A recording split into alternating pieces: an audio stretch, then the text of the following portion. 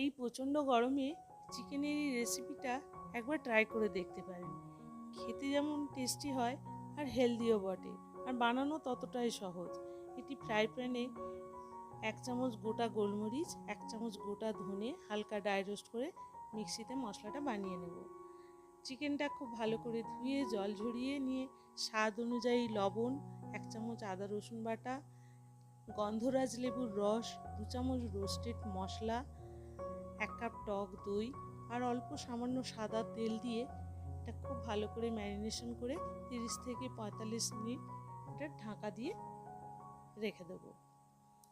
অন্য একটি গন্ধরাজ লেবু গ্রেটারে খোসাটা একটু গ্রেট করে নেব, এটা পরে ব্যবহার করব।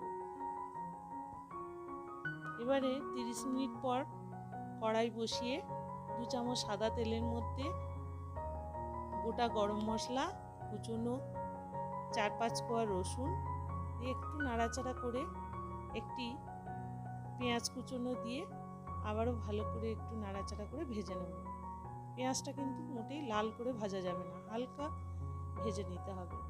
সামান্য একটু হলুদ দিচ্ছি যাতে কালারটা সুন্দর আসে, এটা অপশনাল, নাও দিলে হবে।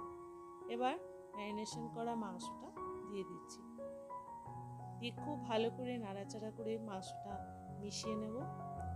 মিশিয়ে এটা প্রায় 10 থেকে 15 মিনিটের মতন ঢাকা দিয়ে রেখে দেবো।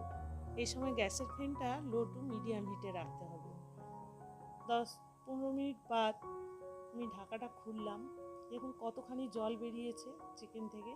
এই জলেই কিন্তু চিকেনটা হবে। 4-5টা কাঁচা লঙ্কা দিয়ে দিলাম। এবার আবারও ঢাকাটা খুলে সামান্য একটুখানি চিনি দিলাম টেস্টটা ব্যালেন্সের জন্য। আবারও আমি চিকেনটা ঢাকা দিয়েছিলাম 10 মিনিটের জন্য। এবার ফাইনালি চিকেনটা আমার রেডি হয়ে গেছে।